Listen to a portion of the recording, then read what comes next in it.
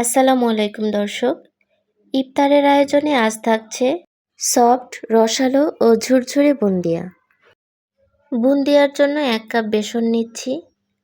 বেসনটা চেলে নিব যাতে দলা এবং ময়লা থাকলে আলাদা হয়ে যায়। এখন এর মধ্যে একটু একটু করে পানি দিয়ে হ্যান্ড হুইস্কের মাধ্যমে ভালো করে মিশিয়ে নিব। ব্যাটার তৈরি করে নিব। ব্যাটার তৈরির সময় শুধু পানিই দিতে হবে, আর কিছু দিতে হবে না। পানি একবারে বেশি দিলে পাতলা হয়ে যেতে পারে, এজন্য একটু একটু দিয়ে মিশিয়ে নিতে হবে। ব্যাটারটি অনেকটা এরকম হবে, অর্থাৎ উপর থেকে এভাবে ছেড়ে দিলে ড্রপগুলো সাথে সাথে মিশে যাবে না, ড্রপগুলো পড়ার কিছুক্ষণ পরে এটি মিশে যাবে। আমার পৌনে 1 কাপের মতো পানি লেগেছে। বেসনের উপর ভিত্তি করে পানিটা কম বেশি লাগতে পারে।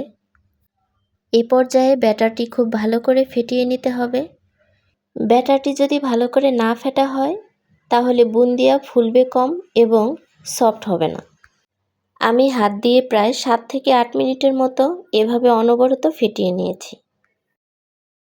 ব্যাটারটি ভালো করে ফেটানো হয়েছে কিনা সেটি বোঝার উপায় হচ্ছে ব্যাটারের একটি ড্রপ পানির মধ্যে দিলে যদি ভেসে ওঠে, বুঝতে হবে ব্যাটারটি খুব ভালোভাবে ফেটানো হয়েছে।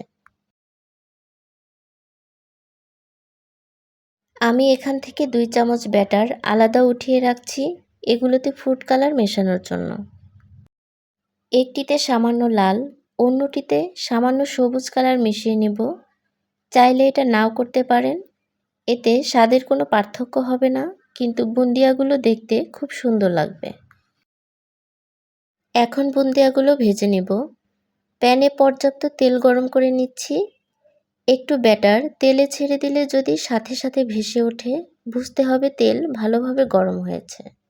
তেল ভালোভাবে গরম না হলে যখন ব্যাটার তেলে ছাড়া হবে তখন সাথে সাথে ভেসে উঠবে না, বুন্দিয়াগুলো গোল হবে না, চ্যাপ্টা হবে এবং একটির সাথে আরেকটি লেগে যেতে পারে। আমি এরকম একটি ঝাঁঝরি নিয়েছি। তেল থেকে প্রায় 6-7 ইঞ্চি উপরে ধরে রাখতে হবে এবং ব্যাটারগুলো এর উপরে দিয়ে দিতে হবে। এর থেকে ড্রপগুলো পড়তে থাকবে এবং একই সাথে ভাজা হয়ে যাবে। ঝাঁঝরিটা বেশি নাড়াচাড়া করার দরকার নেই, তাহলে বুন্দিয়াগুলোর শেপ নষ্ট হয়ে যাবে। আপনা আপনি যতগুলো পড়বে ততগুলোই মিডিয়াম টু লো হিটে ভেজে নিতে হবে। এগুলো ক্রিস্পি করে না ভাজলেও হবে, তেলে পড়ার সাথে সাথে ভাজা শুরু হয়ে যায়, মিনিট খানেকের মতো ভাজলেই হবে। ভাজা হলে এগুলো টিস্যু পেপারের ওপর উঠিয়ে নিব যাতে এক্সট্রা তেলটা না থাকে। প্রতি ব্যাচ ভাজার পর ঝাঁঝরিটা এভাবে মুছে নিতে হবে, তাহলে খুব সুন্দরভাবে বুন্দিয়াগুলো পড়বে।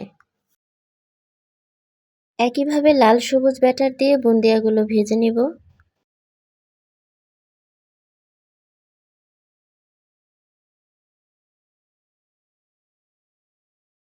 সবগুলো ভেজে নিয়েছি, দেখুন কতটা কালারফুল লাগছে। এখন শিরা তৈরি করে নিব। 1 কাপ বেসনের জন্য উঁচু করে 1 কাপ চিনি নিচ্ছি।